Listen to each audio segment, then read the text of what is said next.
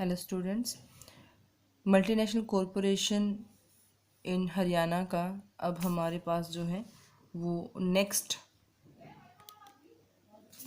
Topic है, वो है डिसएडवांटेज ऑफ मल्टीनेशनल कॉरपोरेशन और आर्ग्यूमेंट अगेंस्ट एमएनसीज। मतलब अगर हमें उसके अगेंस्ट बताना है, ये तब की बात हो रही है।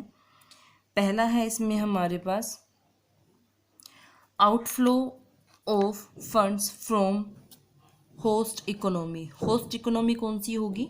जहाँ पे एमएनसीज को लगाया जा रहा है, स्थापित किया जा रहा है। तो वो कहते हैं कि यहाँ से जो है, जो भी एमएनसी लगाएगा उसका उद्देश्य क्या होता है? ज़्यादा से ज़्यादा लाभ कमाना। और वो लाभ कमाने के चक्कर में क्या करता है, हमारे देश से या हमारे राज्य से जहाँ पे उसने एमएनसी लगाई है, वहाँ से जो फ्लो होता है फंड्स का, वो अपने देशों तक लेके चला जाता है। उसको लालच होता है ज़्यादा से ज़्यादा जो है लाभ कमाने का। उसके लिए जो है वो हर एक उचित रास्ता जो है वो अपनाता है। तो इसके लिए क्या है कि ये आउटफ्लो हो जाता है फंड्स का। कहाँ से? From host economy. आगे आता है हमारे पास, ये हार्मफुल है फॉर इंडिजीनियस प्रोड्यूसर। इसका मतलब क्या है कि जो हमारे इंडिजिनियस प्रोड्यूसर हैं, मतलब कि जो स्थानीय उत्पादक हैं, उनके लिए वो हानिकारक एक तरह से कहते सिद्ध हो रहे हैं। क्यों?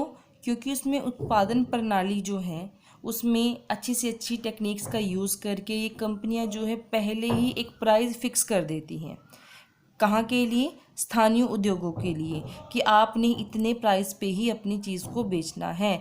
लेकिन जो हमारे स्थानीय उद्योग हैं, जो हमारी लोकल उद्योग हैं, वो इससे कम में भी दे सकते हैं या ज़्यादा में भी। तो उनके विकास पे रोक लगा दी, क्योंकि उनके लिए तो एक स्टैंडर्ड फिक्स कर दिया प्राइस का कि आपने तो इतने ही प्राइस पे अपने प्रोडक्ट को बेचना है।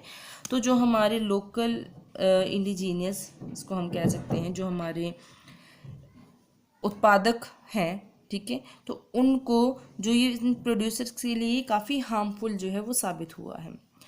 हम क्योंकि डिसएडवांटेज की बात कर रहे हैं, तो सारे के सारी जो है इसमें डिसएडवांटेज की तरह ही सारा, मतलब नेगेटिव पॉइंट्स ही इनके हम लेके चलेंगे। आगे आता है unbalance regional development. Unbalance regional development का बड़ा मतलब क्या होता है? क्योंकि देखिए एमएनसीज जो हैं वो बहुत बड़े लेवल की होती हैं, बड़े शहरों में खोली जाती हैं। तो अन रीजनल डेवलपमेंट है, मतलब कहीं तो बहुत बड़ी बड़ी कंपनियां लगा दी गई हैं कई राज्यों में, तो और कई राज्य बिल्कुल अछूते रह गए हैं, लाइक मेवात, नो टाइप। तो वो क्या हो गया, वो बिल्कुल पिछड़े क्षेत्र एक तरह से बन गए हैं। क्यों? क्योंकि वहाँ पे डेवलपमेंट उतनी हो ही नहीं पाई है। एमएनसीज ने उतना ज़्यादा जो है वहाँ पे, मतलब वहाँ पे जाए स्थापित ही नहीं हो पाई है। तो वो जो रीजनल यानी कि क्षेत्रीय अनबैलेंस भी है एक तरह से। पिछड़े क्षेत्रों में ये नहीं लगाते। क्यों? क्योंकि इनको पता है कि वहाँ से ज़्यादा प्रॉफिट नहीं मिलेगा। अगर वहाँ से ज़्यादा प्रॉफिट नहीं मिलेगा और वहाँ पे ये ज़्यादा कंपनीज नहीं लगाएंगी, तो वहाँ के लोगों को रोज़गार भी जो है वो कम ही मिलेगा, या वहाँ वहीं की जनता जो है वो ज़्यादा गरीब मानी जाएगी, जहाँ पे इस तरह की उद्योग इकाइयाँ ना हो और लोगों को रोज़गार ना मिल रहा हो। तो इन्होंने भी एक अनबैलेंस जो है वो रीजनल डेवलपमेंट किया है। आगे हमारे पास आता है टैक्स इवेशन, मतलब टैक्स की चोरी करना। ये क्या करती हैं? जो देखो, अब जहाँ पे इन्होंने स्थापित की है अपनी कंपनी, तो वहीं की सरकार को इनको टैक्स देना पड़ेगा। लेकिन ये बहुत सारे रास्ते ऐसे निकाल लेते हैं जिससे कि ये अपनी आय के ऊपर टैक्स को बचा सकें। ये क्या करती हैं?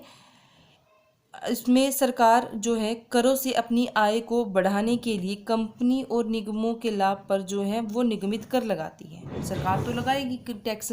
अब एमएनसी क्या करती है? एमएनसी कर से बचने के लिए क्या करती है? अपने लाभ में कीमत अंतरण की ट्रांसफ़र प्राइसिंग की विधि को अपनाकर जो है वो कमी लाती हैं। ट्रांसफ़र प्राइसिंग का मतलब क्या होगा कि इस जो ये मेथड है, ये जो अपनाती है विदेशी कंपनी, इसमें स्थित अपनी जो अन्य सहायक कंपनियों में क्या करती है, वो ऊंची कीमत पे जो मध्यवर्ती वस्तुएं या कच्चा माल खरीद कर अपने स्थानीय लाभ को क्या कर लेती हैं, वो कम कर लेती हैं। यानी कि जहाँ पे वो कंपनी लगाई गई हैं, ये क्या करेंगी? अपनी सब्सिडरी कंपनी तो अलग अलग देशों में होंगी ना, तो उनसे क्या करेंगी? कच्चा माल जो है वहाँ से खरीद लेंगी, जो जो अलग से और मीडिएटर थिंग्स है वो खरीद लेंगी। तो इससे क्या होगा कि जहाँ पे वो कंपनी लगाई गई है वहाँ के स्थानीय लाभ को ये कम कर देगी। जब वहाँ पे होने वाला लाभ कम होगा तो उनके टैक्स भी उनको कम देना पड़ेगा। और ये क्या करती हैं कि बिलों जो है उसमें ओवर इन्वॉइसिंग कर देती हैं या अंडर इन्वॉइसिंग कर सकती है, यानी कि आयात का जो मूल्य है, इनकी जो वहाँ से माल मंगा रहे हैं दूसरी अपनी सब्सिडी से, उसका मूल्य ज़्यादा दिखा देंगे और जो निर्यात है उसका मूल्य कम दिखा देंगे। इससे क्या होगा कि अपनी जो रियल इनकम है उसको ये छुपा लेते हैं। नेक्स्ट है हमारे पास lack of morality and ethics.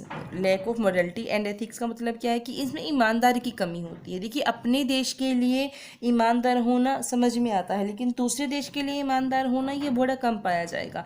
उनको ज़्यादातर प्रॉफिट से मतलब होता है, इसलिए अनैतिकता और भ्रष्टाचार को भी ये बढ़ावा देते हैं। और कहीं ना कहीं जो है ये राजनीतिज्ञों से मिले होते हैं, पॉलिटिक्स में ज़्यादा पड़े हुए होते हैं और उनको ऐसे निर्णय लेने के लिए बाध्य कर देते हैं जो कि कॉरपोरेशन के, यानी कि उस कंपनी के हित में हो, चाहे वो देश के हित में हो ना हो, राज्य के हित में हो या ना हो। आगे हमारे पास आता है encourage demonstration effect. Demonstration effect का मतलब क्या होता है कि प्रदर्शन प्रभाव को प्रोत्साहन करना। मतलब कि ये जैसे कि चीज़ को दिखने में ज़्यादा अच्छी लगी, इस पे ज़्यादा खर्च करते हैं, इसको हम फालतू खर्च भी कह सकते हैं। इनमें क्या होता है, जैसे कोल्ड ड्रिंक्स हो गया, जैम्स हो गया, आइसक्रीम हो गया या अलग जो भी खाने पीने की चीज़ें हैं, टीवी हो गया, कार हो गया, इनके उत्पादन को ज़्यादा महत्व देती है। मतलब कि जिसको लोग देख के आकर्षित हों, और इससे इतने ज़्यादा पागल हो जाते हैं लोग, इतने ज़्यादा उतावले हो जाते हैं कि इनको खरीदने के लिए वो कुछ भी कर बैठते हैं। मतलब कि अपनी सारी इनकम का अगर बहुत बड़ा हिस्सा भी इनको खर्च करना पड़ जाए तो उनको कोई दुख नहीं होता। तो इस चीज़ को वो जो है एनकरेज करती हैं। बेसिक चीज़ों पे ध्यान नहीं देते, उनके प्रोडक्शन के लिए कोई कंपनीज नहीं आती। वो जो बेसिक चीज़ें हैं, जो ज़रूरी चीज़ें हैं, वो फिर अपने देश का प्रोडक्शन ही काम आता है। आगे आता है हमारे पास competition with small scale industries. जो आसपास की स्मॉल स्केल इंडस्ट्रीज़ हैं, जो हमारी लोकल इंडस्ट्रीज़ हैं, उनके साथ कंपटीशन हो जाता है और वो कहीं ना कहीं बेचारे बहुत पीछे रह जाते हैं। क्यों? क्योंकि उनके पास फाइनेंशियल रिसोर्सेज उतने नहीं होते, एमएनसीज के पास ज़्यादा होते हैं। नेक्स्ट है हमारे पास प्रॉब्लम ऑफ ब्रेन ड्रेन। ये हमारे पास इस तरह के जो क्वेश्चन आते हैं ना बेटे, ये वाले हमारे 4 मार्क्स के क्वेश्चन में भी कई बार आ जाते हैं। ब्रेन ड्रेन का मतलब क्या होता है कि इसमें जो मल्टीनेशनल कंपनीज होती हैं वो घरेलू अर्थव्यवस्था के कुशल और योग्य इंजीनियर जो होते हैं या टेक्नीशियन होते हैं या हमारे और विशेषज्ञ, उनको नियुक्त करती हैं। लेकिन कुछ समय के बाद इनको क्या करती है, विदेशों में जो और सहायक कंपनियां हैं वहाँ पे इनका ट्रांसफ़र कर देती हैं। इससे क्या होता है कि इस तरह की कंपनियां जो हमारे विशेषज्ञों को कहाँ भेज देती हैं, विदेशों में भेज देती हैं। वो तो खुश होते हैं कि हमारी जो प्रमोशन हो गई है, हमें फ़ौरन जाने का मौका मिल रहा है, लेकिन एक्चुअली वो क्या करते हैं, उनके ब्रेन का इस्तेमाल करके उनको ड्रेन कर देते हैं। मतलब अपनी जो यहाँ से एक अच्छी सी एक मलाई के तौर पे निकाल के चीज़ वो क्या करते हैं, अपनी सब्सिडीज़ के पास या अपनी जो मेन कंपनीज है वहाँ पे भेज देते हैं। आगे है हमारे पास हार्मफुल फॉर कंज्यूमर। कंज्यूमर के लिए भी काफ़ी हार्मफुल होता है, क्योंकि एक तरह से वो ज़्यादा ऐड पे, एडवर्टाइजमेंट पे पैसा खर्चे करते हैं उससे, और या इस तरह का एडवर्टाइजमेंट देते हैं जिससे कि लोग अट्रैक्ट हों। हालांकि वो हर एक सही नहीं होती। अगर आपको ये बोल दिया जाए कि ये शैम्पू का यूज़ करने से आपके बाल नहीं झड़ेंगे, तो ऐसा नहीं होता कि नहीं झड़ते, वो झड़ते हैं, वो वैसे ही होते हैं जैसे होने चाहिए, लेकिन वो आपको इस तरह से अपने वश में कर लेते हैं या इस तरह से आपको बताते हैं ताकि जो है आप उनकी तरफ अट्रैक्ट हो जाओ, उनका प्रोडक्ट खरीदने के लिए मजबूर हो जाए। मार्केटिंग स्किल इस तरह की जो है वो आपको देते हैं। तो ये क्या हो गया, ये हार्मफुल है किसके लिए, कंज्यूमर के लिए। अनसुटेबल टेक्नोलॉजी होती है। अनसुटेबल टेक्नोलॉजी मतलब नई नई अर्थव्यवस्था है जो हमारे यहाँ पे मेल नहीं खाती। हमारे यहाँ की जो है वो श्रम प्रधान है, मतलब पूंजी कम है, श्रम ज़्यादा है। इसके अलावा हमारी अर्थव्यवस्था में बेरोजगार की समस्या जो है वो काफ़ी बड़े लेवल पे है, काफ़ी गंभीर भी है।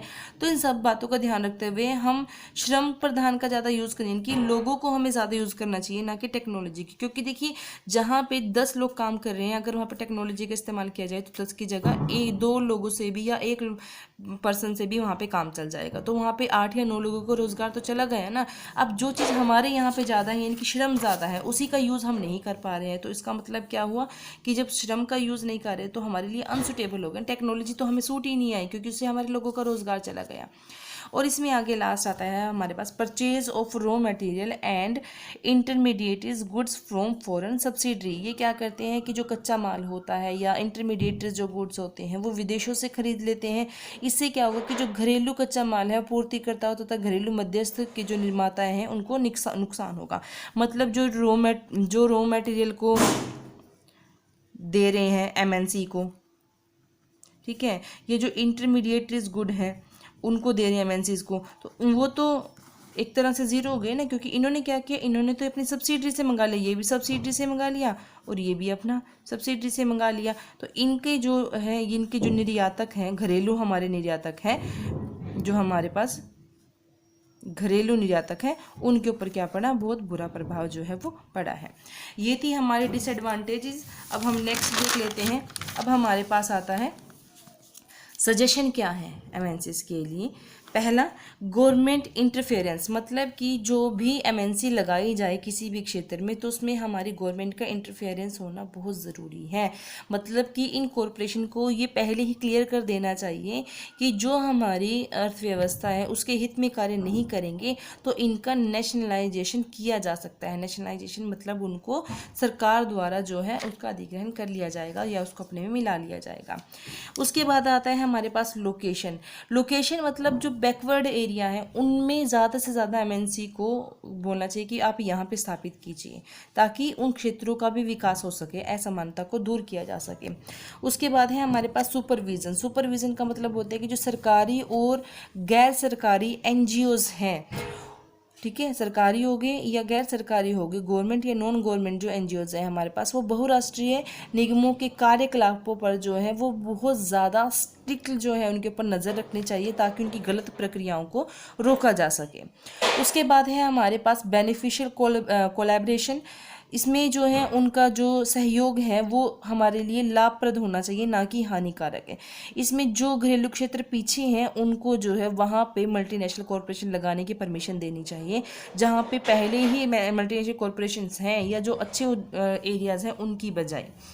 उसके बाद है हमारे पास research and development. Research and development में क्या है कि एमएनसीज के लिए ये अनिवार्य कर देना चाहिए कि वो अपने लाभ का एक हिस्सा जो है वो जो मेज़बान देश है उसके अर्थव्यवस्था के अनुसंधान और विकास के कार्य पर खर्च करेगा, और इसमें जो घरेलू अर्थव्यवस्था की तकनीक में जिससे कि जो है वो सुधार हो सके, मतलब कि हमारी जो बेस है हमारे जो देश का है उसमें भी सुधार हो सके। एक हिस्सा तो हमारे यहाँ पे खर्च कर रिसर्च डेवलपमेंट का, ठीक है, वो ज़रूरी कर देना चाहिए। Setting up basic and heavy industries जो है वो यहाँ पे लगानी चाहिए। मतलब कि बेसिक यानी कि जो बेसिक चीज़ों के लिए ज़रूरी है, लग्जरी थिंग्स के लिए नहीं, या अट्रैक्ट कर लो उन चीज़ों के लिए नहीं, बेसिक चीज़ों के लिए यहाँ पे इंडस्ट्रीज़ को लगाया जाना चाहिए और भारी उद्योगों को यहाँ पे उनकी स्थापना की जानी चाहिए। एक चेक ऑन मोनोपोलिस्टिक टेंडेंसी, मतलब कि एकाधिकारी टेक्निक से उन पर रोक लगानी चाहिए। मतलब ज़्यादा तो कंपटीशन होना चाहिए ताकि जो चीज़ मिले कंज्यूमर को वो रीजनेबल पे मिले। मोनोपोलिस्टिक होगी, एकाधिकार होगा तो वो मनचाही कीमतों पे अपनी चीज़ों को बेच सकते हैं। लास्ट है इसमें लेस डिपेंडेंस, कम से कम निर्भरता होनी चाहिए एमएनसीज पे, ज़्यादा से ज़्यादा अपने देश की ही चीज़ों का इस्तेमाल करना चाहिए, उचित आर्थिक नीति अपनाई जानी चाहिए, ठीक है। तो ये था ऑल ओवर हमारा यहाँ पे मल्टीनेशनल कॉरपोरेशन इन हरियाणा। ये मल्टीनेशनल कॉरपोरेशन इन हरियाणा की मैं बात कर रही हूँ। ये हमारे पास जो चैप्टर है ये हमारा कंप्लीट हो चुका है। होपफुली आपको ये सारा समझ में आया होगा, और इसके ही साथ हमारे 2 चैप्टर मैं ऑनलाइन आपको पूरे करा चुकी हूँ। और अगर आपको कोई क्वेरीज़ है, कुछ पूछना है तो आप मुझे पूछ सकते हैं व्हाट्सएप के ज़रिए, फ़ोन कॉल के ज़रिए, उसको पूछ लेना आप। और यहाँ तक जो है अपना अच्छे से पढ़ लीजिएगा। अब नेक्स्ट वीडियो में हम नेक्स्ट चैप्टर के साथ मिलेंगे। Thank you so much.